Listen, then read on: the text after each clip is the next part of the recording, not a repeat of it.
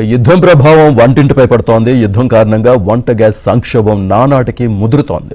వాణిజ్య సిలిండర్ల సరఫరాను దాదాపు నిలిపివేయడంతో ముఖ్యంగా హోటళ్లు, రెస్టారెంట్లు, క్యాటరింగ్ సెంటర్లు, టిఫిన్, ఫాస్ట్ ఫుడ్ సెంటర్లు నడిపే చిరు వ్యాపారులు ఇబ్బందులు పడుతున్నారు.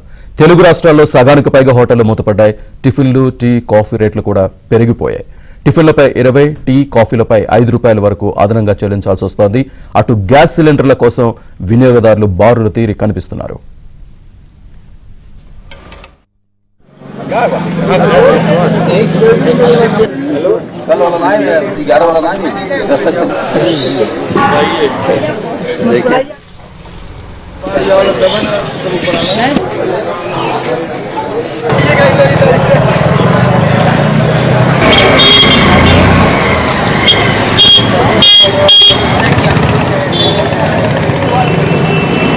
देखे तो तुरंत क्या पहचान ना पावे।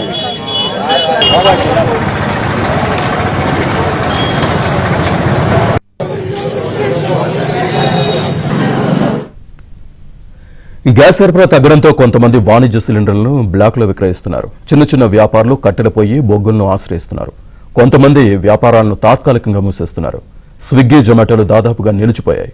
హోటళ్లు, రెస్టారెంట్లలో వంటల తయారీ అంతగా లేకపోవడంతో వారికి ఆర్డర్లు రావడం లేదు.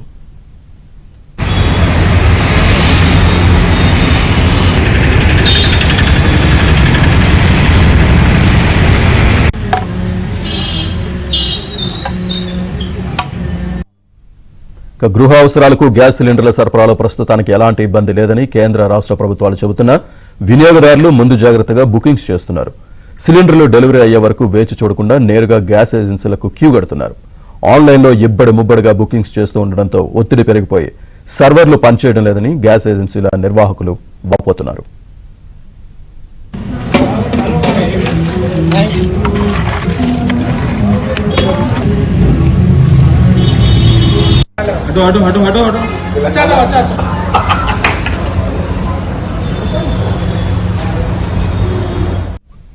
గ్యాస్ సరఫరాలో ఏర్పడిన ఒత్తిడిని తగ్గించేందుకు కేంద్రం బుకింగ్ నిబంధనల్లో కీలక మార్పు చేసింది.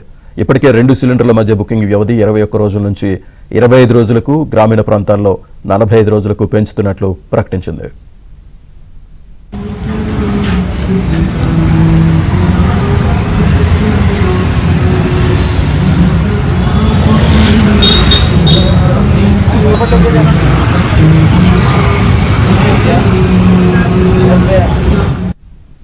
ప్రత్యామ్నాయ మార్గాల్లో గ్యాస్ ఉత్పత్తులను సేకరించడం ద్వారా పూడ్చుకునేందుకు కేంద్ర ప్రభుత్వం ప్రయత్నాలు చేస్తోంది.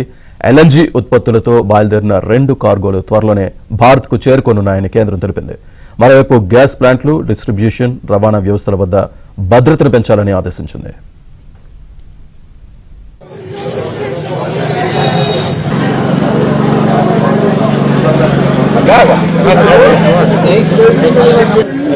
कल वाला ना है, 11 वाला ना है, 10 तक